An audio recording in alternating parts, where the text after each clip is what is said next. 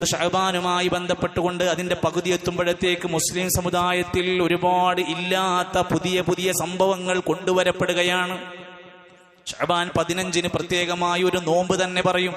ബറാഅത്ത് എന്ന നോമ്പ് എന്ന പേര് പറഞ്ഞുകൊണ്ടാണ് അത് സമൂഹത്തിൽ അറിയപ്പെടാറുള്ളത്.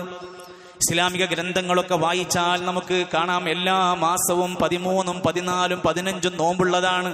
അത് ശഅബാനിലും ഉള്ളതാണ്. എന്നാൽ മറ്റു മാസങ്ങളിലൊന്നും നോമ്പെടുക്കാതെ ഒരു ശഅബാനിന് 15 മാത്രം ഒരു പോരിശ കാണുന്നുണ്ടോ? അത് ദീനിൽ ഇല്ലാതെയാവുകയാണ്, പഠിപ്പിക്കാതെ പോവുകയാണ്. നബി സല്ലല്ലാഹു അലൈഹി വസല്ലമ തങ്ങളാവട്ടെ അങ്ങനെ പഠിപ്പിച്ചതായ യാതൊരു ഹദീസുകളും നമുക്ക് കാണാനില്ല.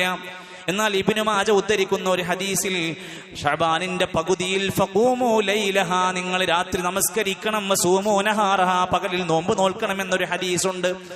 ആ ഹദീസ് വിശദീകരിച്ച് പണ്ഡിതന്മാര് പറയുന്നുണ്ട്, ഹാദാ ഹദീസുൻ മൗളൂഉൻ, ഈ ഹദീസ് ചില മനുഷ്യർ കെട്ടിച്ചമച്ചു ഉണ്ടാക്കിയതാണ്. എന്റെ വാക്കല്ല, മുഹദ്ദിസുകൾ, ഹദീസ് പണ്ഡിതന്മാർ കിതാബിൽ രേഖപ്പെടുത്തപ്പെടുകയാണ്. ആ നിലക്കാണ് ആ ഹദീസിന്റെ വിശദീകരണത്തിൽ നമുക്ക് കാണാൻ സാധിക്കുന്നത്. ചില ആളുകൾ ശഅബാൻ 15 രാവിൽ അന്ന് രാത്രിയിൽ ഒരു നമസ്കാരത്തിന്റെ അവസ്ഥയുണ്ട്. സ്വലാത്തുൽ അൽഫിയ, അൽഫ് എന്ന് പറഞ്ഞാൽ തന്നെ അറിയാം 1000 എന്നാണ് അറബിയിലെ അർത്ഥം. ഈ നമസ്കാരം എന്തിനാണ്? ഈ നമസ്കാരത്തിന്റെ പ്രത്യേകത 100 റക്അത്ത് നമസ്കരിക്കലാണ്. നമ്മുടെ നാട്ടിലൊക്കെ എപ്പോഴും ഉണ്ടാവും 100 റക്അത്ത് ശഅബാൻ 15 രാവിൽ നമസ്കരിക്കുകയാണ്. ഓരോ റക്അത്തിലും 10 തവണ സൂറത്തുൽ ഇഖ്ലാസ് പാരായണം ചെയ്യും. അങ്ങനെ മൊത്തം 1000 സൂറത്തുൽ ഇഖ്ലാസ്. ഈ നമസ്കാരത്തിന്റെ പ്രത്യേകത എവിടെയാ?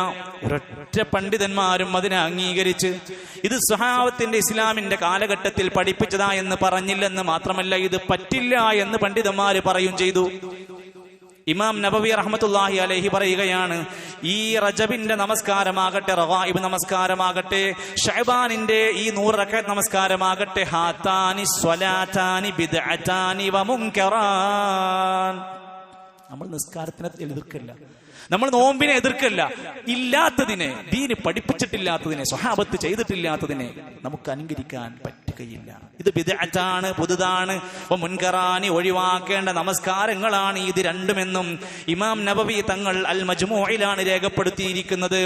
വേറെ ചില സന്ദർഭങ്ങൾ കാണാം, ശഅബാൻ 15 രാവിൽ പ്രത്യേകമായി സൂറത്തു യാസീനിന്റെ പാരായണം. അത് പിന്നെ പറയല്ല, എന്ത് സംഭവിച്ചാലും ശരി യാസീൻ ഇല്ലാതെ മുന്നോട്ട് പോവില്ല. വീട് സ്ഥലം വിറ്റുപോകണോ, കല്ലെടുക്കുക, എന്നിട്ട് യാസീൻ ഓതുക, എന്നിട്ട് കല്ല് കുഴിച്ചിടുക, ഞങ്ങളെ സ്ഥലം വിറ്റുപോകും. ഗർഭിണിയെ വീട്ടിൽ നിന്ന് കൊണ്ടുപോവാണ്, ആശുപത്രി കൊണ്ടുപോവാണ്, യാസീൻ. ജനാസ എടുക്കാണ്, യാസീൻ. ഒരു സൂറത്ത് ഒരു സ്ഥലത്ത് പ്രത്യേകമായി ഓതാനുള്ള സമയവും ബന്ധവും നിശ്ചയിക്കണമെങ്കിൽ നമുക്ക് എന്ത് അധികാരമുള്ളത്? അത് പഠിപ്പിച്ച റസൂലുള്ളാഹി സ്വല്ലല്ലാഹു അലൈഹി വസല്ലമ അത് എവിടൊക്കെ ഓതണമെന്ന് പറഞ്ഞിട്ടുള്ളിടത്തല്ല നമുക്കെങ്ങനെയാ ഒരു സ്ഥലം നിശ്ചയിച്ച് പറഞ്ഞു കൊടുക്കാൻ പറ്റുന്നത്? എല്ലാത്തിനും സൂറത്ത് യാസീൻ കാണാൻ നമുക്ക് സാധ്യമല്ല, ഹദീസുകളിൽ വന്നിട്ടില്ല. ചില സ്ഥലങ്ങളിൽ, നാടുകളിൽ ശഅബാൻ 15 പെരുന്നാൾ പോലെ, വെള്ളിയാഴ്ച പോലെ വലിയ ഒരു ആഘോഷമാണ്. കടകളിലൊക്കെ ലഡു വിതരണം ചെയ്യുക, ഭക്ഷണം ഉണ്ടാക്കുക. പിന്നെ ഇതിന്റെ എല്ലാത്തിന്റെയും അടിത്തറ അതാണ്. ആ പരിപാടിയാണോ അന്ന് എന്തായിരുന്നു, ഒരു കഴിക്കലുണ്ടാകും. ശഅബാൻ 15 കഴിക്കലുണ്ട്. ആളുകൾ എന്തിനു ആഘോഷമാക്കും. ചില ആളുകൾ മരണപ്പെട്ട വ്യക്തികളുടെ സ്മരണക്ക് വേണ്ടി അവർക്കിഷ്ടപ്പെട്ട ഭക്ഷണം എന്താണോ അതുണ്ടാക്കുക. എന്നിട്ട് ആരാ കഴിക്കണത്? നാട്ടുകാരാ കഴിക്കണത്. ഇഷ്ടം മറ്റേ ആളതാണ്, കഴിക്കണത് മുഴുവൻ നാട്ടുകാരാണ്. സഹോദരങ്ങളെ, ഈ ഒരു കാര്യത്തിന്റെ ഘടന മനസ്സിലാക്കാൻ വേണ്ടി പറയാം. ഇത്തരം സംഭവങ്ങളെ ഇസ്ലാമിക ലോകത്ത് ആദ്യ തലമുറകൾ പോലെയുള്ള മദ്ഹബിന്റെ ഇമാമിങ്ങൾ അടക്കമുള്ളവർ ഒരിക്കലും എടുത്തു പറഞ്ഞ് പഠിപ്പിച്ചിട്ടില്ലാത്ത രീതിയാണിത്. വേറെ ചില സ്ഥലങ്ങളിൽ കാണാം, ആയുസ് വർദ്ധിക്കാൻ, അപകടങ്ങൾ നീങ്ങാൻ പ്രത്യേകമായി കൊണ്ട് ശഅബാൻ 15 6 റക്അത്ത് നമസ്കാരം. ഓരോരുത്തരും ഓരോ നാട്ടിലെ ഉസ്താദുമാർക്ക് അനുസരിച്ച് ഇതിങ്ങനെ വരും. ഒറ്റ കാര്യം ചേർത്ത് വെച്ചാൽ മതി, നിങ്ങൾക്കൊരു നമസ്കാരത്തോട് ഇഷ്ടമുണ്ടെങ്കിൽ, നിങ്ങൾക്ക് സുന്നത്തായ ഒരു കാര്യം ചെയ്യണമെന്ന് ആഗ്രഹമുണ്ടെങ്കിൽ, എല്ലാ നമസ്കാരത്തിന്റെയും കൂടെയുള്ള റവാത്തിബ് നമസ്കാരം ശീലമാക്കിക്കോ. സ്വർഗത്തിൽ അല്ലാഹു ഭവനം തരാമെന്ന് പറഞ്ഞു. ളുഹ നമസ്കാരം നീ നിർവഹിച്ചോ. പകൽ സമയത്ത് രാവിലെ തന്നെ നമുക്ക് ചെയ്യാൻ പറ്റുന്ന ളുഹ നമസ്കാരം 6 റക്അത്തോ 8 റക്അത്ത് വരെ നമുക്ക് നിർവഹിക്കാവുന്നതാണ്. ഇനി രാത്രിയാണോ നമുക്ക് ഒഴിവുള്ളത്, 3 റക്അത്ത് തഹജ്ജുദ് നമസ്കരിക്കാം. ഇനി ഒരു വുളു ഉണ്ടാക്കിയിട്ട് 2 റക്അത്ത് നമസ്കരിക്കാൻ പറ്റുമോ? ഇതൊക്കെ സുന്നത്തിൽ വന്ന നിസ്കാരമാണ്. എത്ര ആൾക്കാരാണ് ഇതിനോട് താല്പര്യമുള്ളത്? ഇഷ്ടണ്ടാവില്ല. ഇല്ലാത്തൊരു നമസ്കാരമൊക്കെ വളരെ ഭക്തി പുരസ്സരം അയാൾ അത് ചെയ്തുകൊണ്ടിരിക്കും. ഇതാണ് സമൂഹത്തിന്റെ എല്ലാ കാലഘട്ടത്തിലുമുള്ള ഖൗൽ.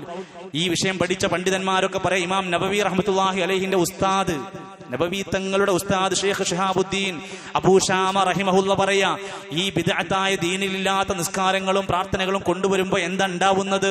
വസയ്യന ശൈത്വാനു ലഹും ജഅലഹാ മിൻ അജ്ലി ശആഇറൽ മുസ്ലിമീൻ. ശൈത്താൻ ഇവർക്ക് ഇത് നല്ല ഒരു കാര്യമായി തോന്നിപ്പിച്ച് ആവേശം കൊടുക്കും. സുന്നത്തിനോട് താല്പര്യം കൊടുക്കൂല, സുന്നത്തല്ലാത്ത കാര്യങ്ങളോട് നല്ല താല്പര്യവും അലങ്കാരവും ഉണ്ടാക്കി കൊടുക്കും. മിൻ അജ്ലി ശആഇറൽ മുസ്ലിമീൻ. എന്നിട്ട് ഇത് മുസ്ലിമീങ്ങളുടേതാണെന്ന് അവരെ കൊണ്ട് തോന്നിപ്പിക്കും. മഹാപണ്ഡിതന്മാർ നമുക്ക് നൽകുന്ന വാണിംഗ് ആണിത്. സഗൗരവത്തിൽ ബിദ്അത്തിനെ കുറിച്ച് മനസ്സിലാക്കുകയും ഇസ്ലാം പഠിപ്പിച്ച സുന്നത്തായ ധാരാളക്കണക്കിന് നന്മകൾ നമുക്ക് ചെയ്യാനുണ്ട് എന്ന് ഓർമ്മപ്പെടുത്തുകയും ചെയ്യുകയാണ് ഈ വേളയിൽ. അല്ലാഹു സുബ്ഹാനഹു വ തആല ഇസ്ലാമിന്റെ യഥാർത്ഥ ആ പാഠത്തിലേക്ക് തിരിച്ചു വരാനും ഒരിക്കലും ദീനിന്ന് തെറ്റിപ്പോകുന്ന പ്രവർത്തനങ്ങളിൽ വീഴാതിരിക്കാനുമുള്ള കരുത്തുള്ള നല്ല ഒരു ഈമാൻ നമുക്കെല്ലാം പ്രദാനം ചെയ്യുമാറാകട്ടെ.